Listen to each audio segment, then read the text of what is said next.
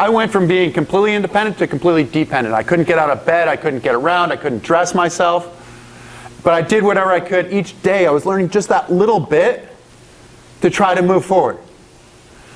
And just as I thought I was about to leave, the head doctor called me into his office and he said, "You're not ready to leave."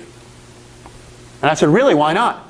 And he said, "Because you haven't been depressed." And I was like, wow, huh, is that part of the program? Like, how long do I have to do it? You know, I didn't really think that was part of what I needed to do. Can I do it for a half an hour? We can check that off. But for him, he was looking at the limitations. He was looking at what I had lost. And I should be depressed as a result of that. I was like, you know, I don't have time to be depressed. It was the most powerful I felt like I'd ever been in my life because I had to heal myself.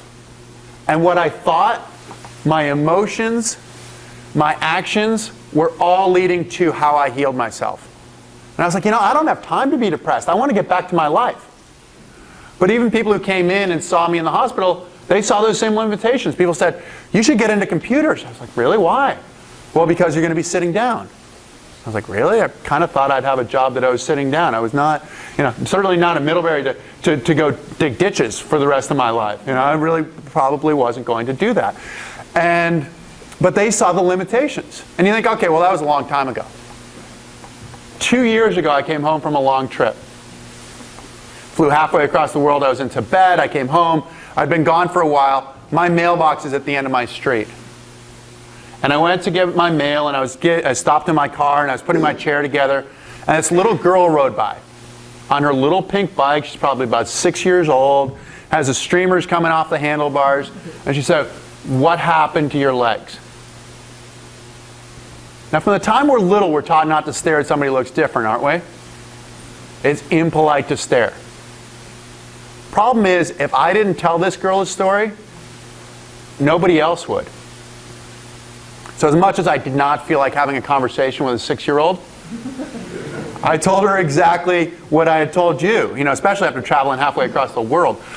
And I told her I had a skiing accident. And I said, you know those little bumps on your back, those are bones, and the nerves go through there, and that's where the message goes. And I broke those bones, and it damaged the spinal cord, so the nerves won't go. And she said, "So you'll never walk again?" And I said, "No, probably not."